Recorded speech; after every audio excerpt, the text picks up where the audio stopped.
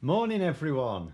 Yes, we're going to be talking about the latest nonsense, which is Rishi Sunak reportedly, this is in the Daily Express. You always have to take the Daily Express with a pinch of salt. In fact, any mainstream media, um, threatening to pull Britain out of the European Convention on Human Rights if the Supreme Court does not allow his Rwandan scheme to go ahead. And there are multiple, I mean, there's two sides to this. There is, do we believe he would want to do it? And then, could he do it? In terms of the could he do it, straight away, I mean, who was it? So someone was in there immediately. So it's Steve's Retro Loft.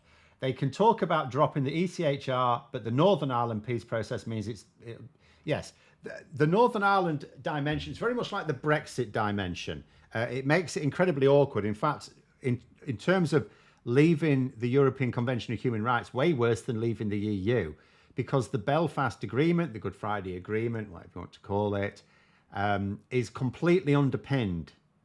It's based on the European Convention on Human Rights, which maybe a lot of people don't realise. If we were no longer members, if we were no longer signatories, rather, of the European Convention on Human Rights, the Belfast Agreement disappears. It just goes, it's gone. Forget it. So in terms of the could he do it, there's lots of reasons why he couldn't do it. That is one of them. It's a big one as well. There'd also be the treatment from our allies, because it would be abandoning human rights laws. There's also the mandate aspect of it. Now, we know that the House of Lords have let a lot of things go through, but something like this would be a huge constitutional change. And there's absolutely no reason for them to do so. There's no reason for any political party to do so either, including the Conservatives. I can't imagine that Conservative peers would be in favour of this. And it would be it would be impossible to get through. There is no mandate for it, not so much as an ambiguous hint in the manifesto. Absolutely zero mandate for it. Yeah, he can't do it. What he can do, and the thing is, Rishi Sunak wouldn't even want to. You know, you've got to consider, Rishi Sunak is useless, but he has been trying. He has been trying to, form alliances. He's been trying to get on friendlier terms with, say, President Biden. He's sort of succeeded to an extent. You know, relations with him are friendlier than they were when they first met. He's tried to get onto a more friendly footing with members of the EU as well. So, you know, those efforts would be completely upturned as a result of this. There's no way he can do it. Absolutely zero way. The danger is not, might he do it? No, he can't. The danger is that it allows a debate to emerge where none should exist. You know, at the moment you say, well, where's our, should we have a think about whether we should have human rights laws or not? The average voter will go, well, no, that's not even a matter of debate. We like our human rights laws. The danger is that they persuade enough people, oh, it's not your human rights that'll be going. Oh, no, it's their human rights. But actually, no, it's not. It's all of our human rights. Where's your European flag? Wave it with pride. It's behind me.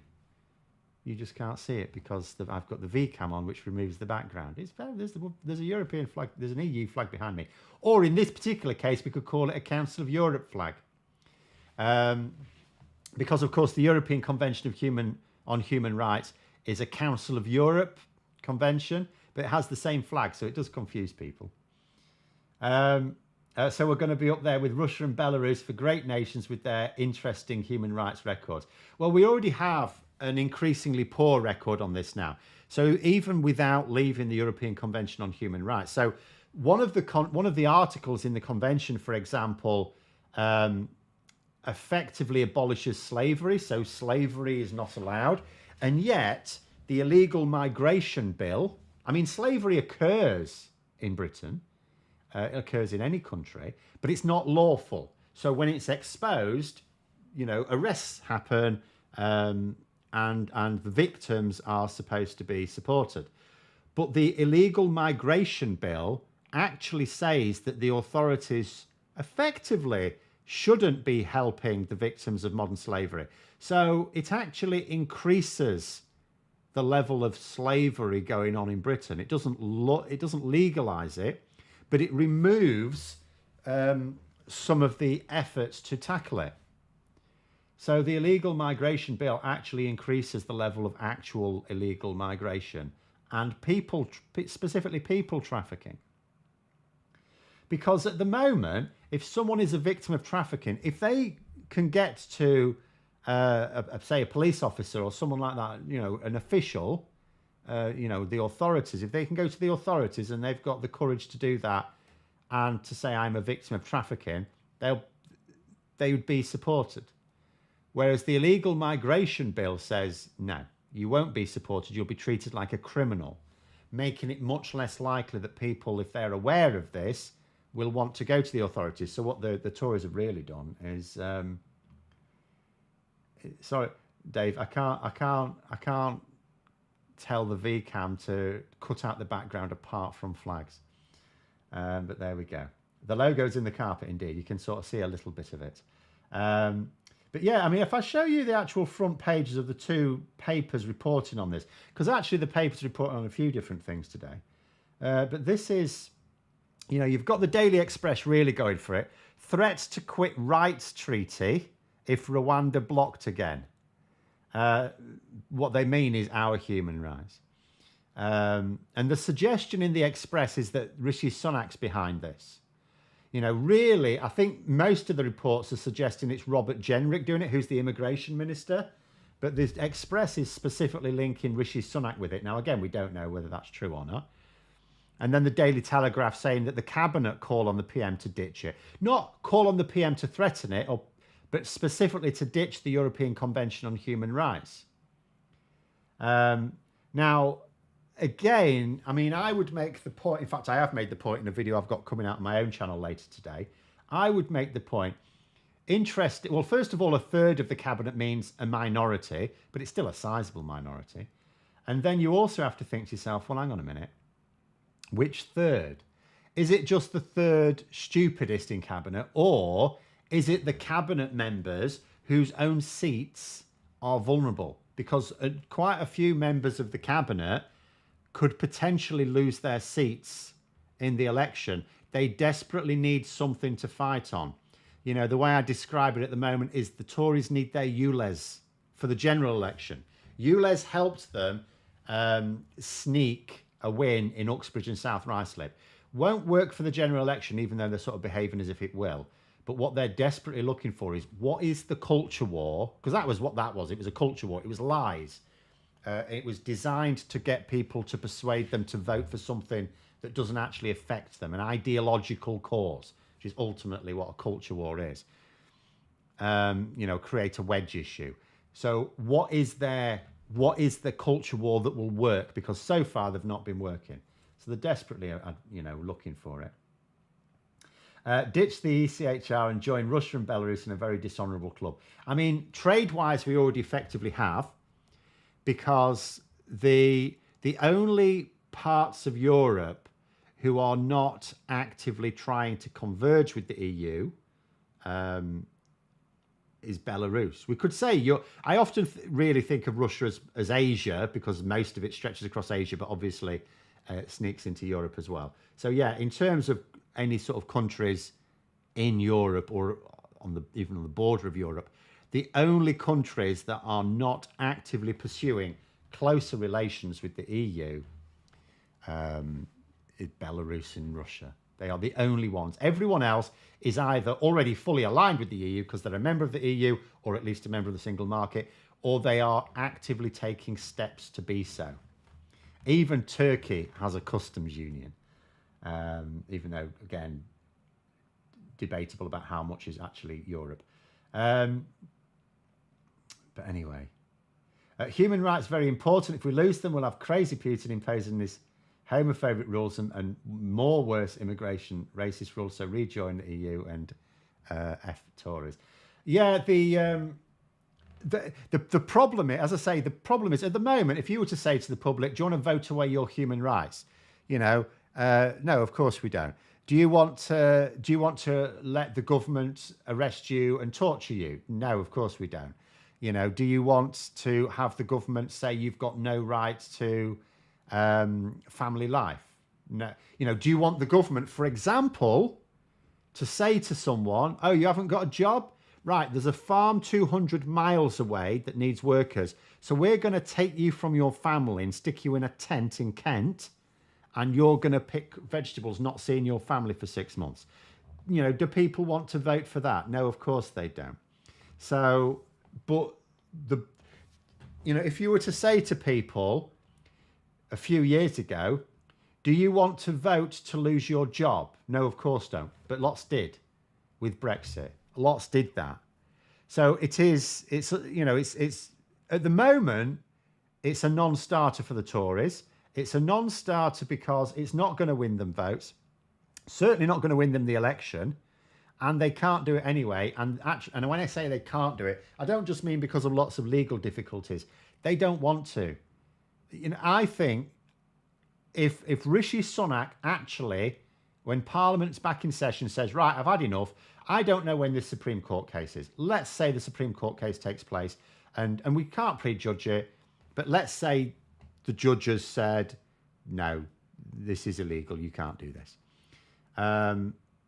If Rishi Sunak came out and said, "Right, I've had enough. We're leaving the European Convention on Human Rights," I don't think his MPs would do it. I'm quite sure they wouldn't. It's very difficult to say these days because they've allowed an awful lot to go through that you traditionally wouldn't think they would. But with this, they really wouldn't. They really wouldn't. He wouldn't be supported. So the current Conservative Party, as much as it looks like an amalgamation of UKIP and the BNP, would not do this. But that doesn't mean the future. Like 10 years ago, the Conservatives wouldn't have left the EU. Wouldn't have countenanced it. Madness. Whereas but they did. They did because they changed. So the danger is that they carry on changing like that and are able to win a future election whilst they still have the attitude of "we should get rid of this." That's the danger. And even if they don't, even if they drop it, let's imagine a future where the Conservatives are in opposition and they're stuck in opposition because these reactionary views are turning voters off. And so the Conservative Party starts to be pragmatic, just like the Labour Party is. After too many years in opposition, they're sick of it. They say, "Right, let's get serious about winning now." And they elect a leadership that is serious about winning, a proper campaign leadership. They're not interested in the culture wars, right? The sections of the party that are interested in these things don't go away. They don't leave the party. They just fade into the background. And as soon as the Conservatives win power with a leadership that is focused on that, then those factions can emerge again and take control, just like they did before. David Cameron didn't want the referendum on leaving the EU. He didn't want that. He didn't choose it. Well, he did choose it because he's an idiot. But he didn't want to do it. He felt he had to do it. The same thing will happen. We may in the future see what looks like at least a moderate Tory leadership come to the fore because the party recognise it's the only way to win the election, and they may win an election if we don't change the system to keep them out. And they will. Those elements are still there. They're still rooted in the party. So unless they actually have, unless they do what Labour have done regards, for example, anti-Semites, unless they actively consider it to be toxic and remove those people, remove the UKIPers basically from the party, unless they do that, they'll still be there and they'll still be ready to take control again. But anyway, catch up with a few comments. People should be on the streets over this. If you're willing to let them do this to others, what else do you think they'll do to us? See, this for me isn't even anything where I would say people should be on the streets about it. People should be on the streets about things the Tories are doing, not threatening to do. If enough people understood this, that they could make a significant protest on the streets, they wouldn't have to. They would just have to make sure under no circumstances did they vote Tory, or indeed anyone who would help the Tories win. Because remember, it's not always about voting for the Conservative candidate. Sometimes it can be failing to vote for the progressive candidate who's got the best chance of beating them. But yeah, it's so like street protests really should be for things that the Tories are actively doing. When it comes to anything that they're proposing to do, you can just protest at the ballot box. From the point the court ruled on the basis of the convention, it became part of common law regardless of our membership. Yes, but again, any legislation can be changed. Courts can only... it's a little bit like... So when I was talking yesterday, was it yesterday or was it the day before? I get confused now. But when I was talking about... It was the other day. Sorry, it was Tuesday. The sewage dumping. So why did the government want us want a Brexit withdrawal agreement that meant the European Court of Justice didn't have any jurisdiction? Because they would be spanking us over sewage dumping right now. But British courts can't, because all you do is change the law. Like the Tories can't change European law, but they can change British law. So the British courts can do nothing about sewage dumping because the Tories just legislated to allow it in the Environment Act 2021. The same thing would happen here. You know, they can legislate for whatever they like. It would be a constitutional mess because, as people have noted, the Good Friday Agreement, for example, is one massive obstacle to it. And you can hope that the Conservative Party would never realistically countenance this. But I'll tell you something. If Rishi Sunak gets away with putting a pledge to leave the convention in the manifesto, doesn't matter that manifesto will lose. If the party can actually put that in a manifesto, that should be warning bells. That is a sign that they are prepared to do it. At the moment, it could just be bluff, purely bluff. Yes, I'm sure, in fact, I know that there are several Tory MPs who would actually do it, but the vast majority wouldn't. At the moment, it could just be a childish attempt by Sunak to put pressure on Supreme Court justices. That's how I read it. That's what I think. The Express is linking it to that court case. And that's all I think it is. I think it's just a really weak attempt to put pressure on judges. But if they wanted, when we give a party executive control, we're letting them basically do what they want. The courts can't stop them. The courts can only interpret the law. That's it. If you change the law, then there's no such thing as lefty lawyers or enemies of the people in the High Court stopping the government doing what it wants. None of this happens. There's no lawyers, judges, all they can do is work with the law that is laid down by Parliament. If Parliament wants to change the behaviour of lawyers and judges, they just change the law. It's really that simple. On LBC News yesterday, it said the Tories want to use withdrawal from the ECHR as their election platform. Yeah, I mean, I can see some Tories some Tories definitely want to do that. That is the Daily Telegraph's reading of it as well. But I would just say, if they do it, if they put it in the manifesto, there's no immediate danger because they're not going to win. But if they can put it in the manifesto, it means that enough Conservatives, members and MPs, are willing to go along with it. They know it's wrong. They know it'll be damaging. And they will still do it.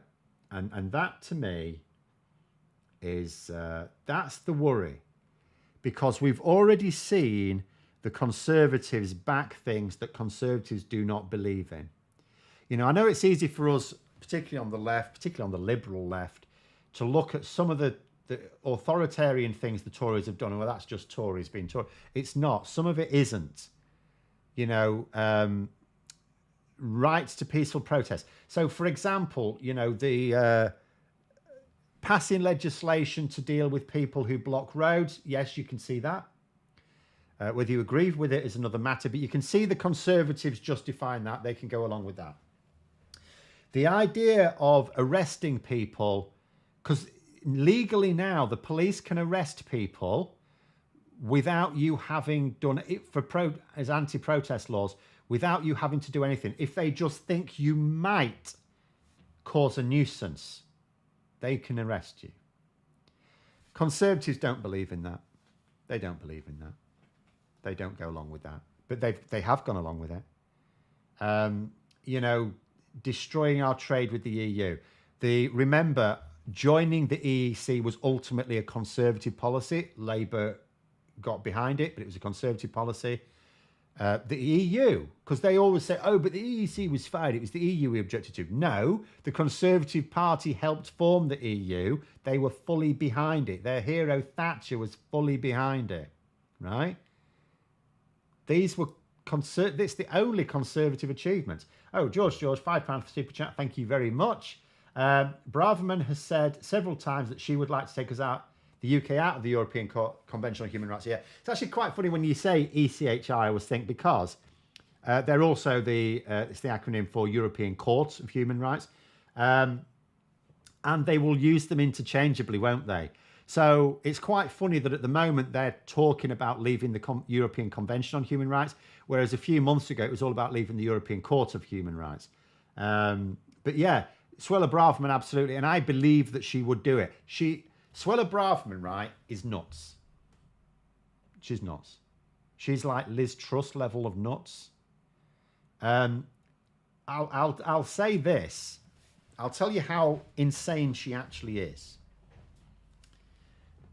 I'm not sure that the Conservatives will actually make her their leader after the election, because I think a lot of Conservatives recognise that she is actually batshit. You know what I mean? I think that enough Tory MPs think that she is nuts. That you can't say for certain. Who knows what's going to happen in the maelstrom after a general election? But I can actually, if I were to put like an amount of money that won't ruin me on as a bet, I would actually bet that she will not make it onto the final ballot that goes to members. I could believe that the members might vote for her, but even then, I'm not sure. You know, she might even be too nuts for the members.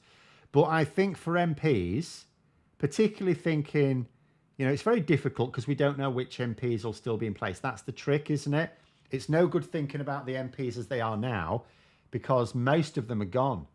Most of the Tory MPs that exist now, I mean, they'll still exist as people, but not as Tory MPs. The vast majority of them will not be MPs. So they will not be deciding those initial stages of the leadership contest. Be a completely different group of MPs. But I actually think that Braverman is too mad for them. I think they recognise that she'd be another Ian Duncan Smith. Like, you know, at the moment, like Labour are absolutely terrified of the 1992 moment, right? I think the Tories are terrified of the Ian Duncan Smith bit. So when they lost the general election in 2001, William Hague was their leader. He lost, so he resigned. Okay. Then they appointed Ian Duncan Smith. He did not make it to the next general election. He did not make it at all because he was utterly useless. Braverman is both incompetent and nuts, right? Properly nuts. And I think MPs recognise that. Her main advantage will probably be the fact that because so many MPs will be new, they won't know her on a personal level, because the leadership contest will kick off very quickly after that election loss. It will happen very quickly. Sunak is very likely to resign immediately and bugger off to California, triggering a by-election in Richmond. Assuming he wins his seat. I mean, he should win his seat, but he might not. He might not. In fact, Christopher Bowles is saying Braverman's far nuttier than Truss. Truss was an accountant, Braverman's a Cambridge sub-on educated lawyer. I'm not sure about the background that tells you about lunacy. I mean, neither of them were mad scientists or anything, but I'm not sure she's nuttier than Truss, but I do think she's on the same level. In that, doesn't think through the consequences of actions. You know, doesn't think long term. But anyway.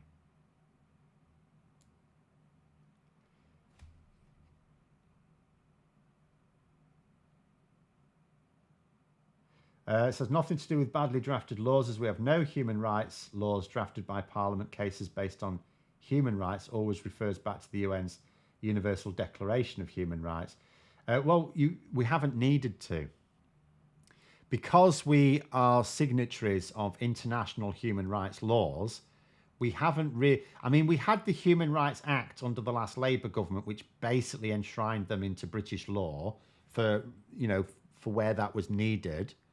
In other words, basically to allow British courts to make judgments based on it, essentially. So it sort of strengthened human rights laws. So you didn't have to go to an international court to defend your human rights. You were able to go to a British court, basically. But yeah, we haven't really needed to, because what human rights do we need that aren't already enshrined in the international laws that we sign up to? So yeah, if we pulled out the European Convention on Human Rights, it would be and it wouldn't do what they want it to do either. Because remember, what they say they want it to do is to stop people coming over here claiming asylum. Well, it wouldn't do that.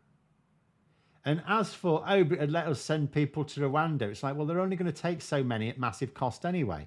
So it wouldn't even if technically, legally then, in British law anyway, they could deport people wherever they liked, they still couldn't, because the countries wouldn't accept them. Like, we'll put them on a plane and send them to this country. Well, that country will say, well, you're not bringing that plane here. So it doesn't actually even allow them to do that. It's just red meat. That is all this policy is. It's a red meat policy. Absolutely all it is.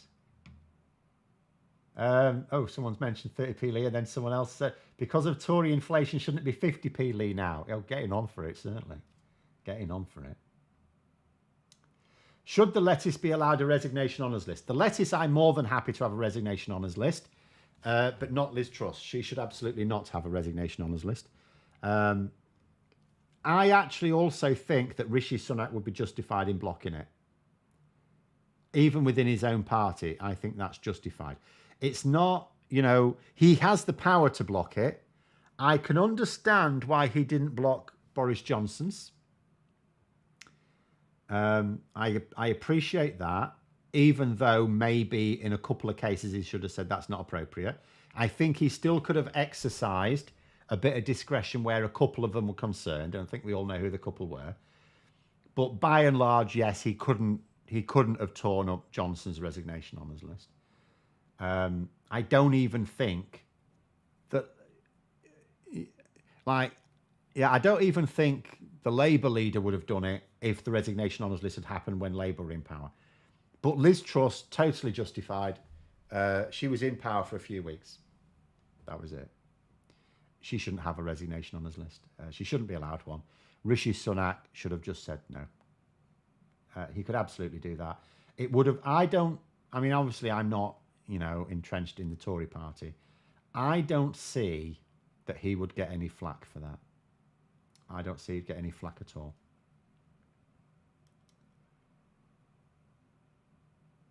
There's reference here to electoral calculus. You may be referring to the forecast, which is for, at the moment, the Tories to lose very badly.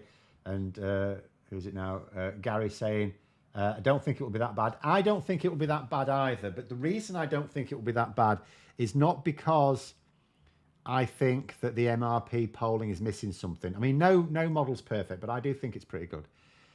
The reason why I don't think it will be that bad is because at the moment, polling is taking place and asking people Who would you vote for if there's a general election like tomorrow? That's the question. But there isn't a general election tomorrow. When there is, people's brains sort of change. They take it more seriously. There will be people at the moment who will not say, oh, I would vote Conservative, but they will absolutely vote Conservative, right? Because they will allow themselves to believe that Labour are the greater threat, right? That's why why it won't be as serious. In fact, there's another reason as well, in that technically their campaign will be run by an actual election strategist, so they will come across a lot better during the campaign than they are doing now. That being said, Isaac Levidow, who will be their campaign strategist, has got very little to work with. Rishi Sunak is not going to be good in the debates. He's not going to, and don't tell me, oh, he'll just hide away from them. He will not. He won't be able to. Boris Johnson got away with it because he was ahead in the polls. He was playing defensively. Rishi Sunak cannot play defensively because he will lose. He will go into the election in a losing position. Hopefully after Labour have been in office, there will be no more resignation honours lists. I don't know whether... See, the thing is, no, that they can't... Even if Labour just didn't do them, there's nothing to stop them bringing back. If what you mean is putting people into the House of Lords, then yes, hopefully after Labour that does not happen, because the House of Lords will be gone, replaced with a chamber of elected people. Yes. And certainly the most egregious honours that we talk about, it's not, I mean, really, I'm not bothered about knighthoods and OBEs and stuff like that. Yes, there's some terrible people get them, but terrible people have always got them. I mean, think about what a knighthood is traditionally. It's the lowest rank of nobility. You gave it to people who used to put swords into peasants' throats. So knighthoods were, the very root of them is not, there's nothing like noble about it. The basis of knighthoods is people who are good at killing people. So the fact that unsuitable people get knighthoods today, to me, is neither here nor there. I don't know where we ever got this idea that knighthoods were for good people. Historically, they've never been for good people. There's some good people get them and some bad people get them. But the very first knighthoods, they were all bad people. Same with OBEs and MBEs. I mean, think about what it means. What's the BE? British Empire. There's nothing laudable about any of these honours. You know, we scrap the old bloody lot. And if you, there's nothing wrong with having an honours system for civilians, but just, you know, make it less common. Scrap the system, the current system, make them less common, and stop politicians appointing them. But like I said, even if Labour did that, the Tories could come back and just put it all back again. They could just put it back again, no problem at all. It'll be a little bit like when Oliver Cromwell banned Christmas. Well, we have Christmas now because what happened is a new government emerged and says, right, we're putting Christmas back. So the Tories could easily... There's no way of getting rid of it forever. If the Tories want it, the Tories will have it. And the Tories do want it. It's not just tradition. It's very useful to them. It allows them to, you know, elicit donations and keep people quiet. Why did Gavin Williamson, remember, he knows where Boris' bodies are buried. Why could Boris Johnson get rid of him without him blabbing? Because he gave him a knighthood, you know. So they're very useful in politics, honours. So I don't see even Labour getting rid of them because Starmer will find them useful. He'll find them useful to reward people for keeping their mouths shut or for just not causing trouble. Will Labour pack the Lords briefly in order to make sure legislation gets through? Yes, they've said as much. There's no speculation about that. Keir Starmer has said, I will absolutely do that. Because obviously, since the Tories have been in power, it has been stacked heavily in favour of the Conservatives.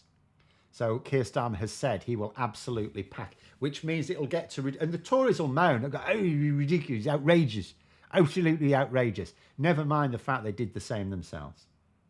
But this is why, you know, particularly as they are positions for life, this is why you need to just get rid of it now. Because otherwise it's going to end up being like 2000. There's not enough room for them.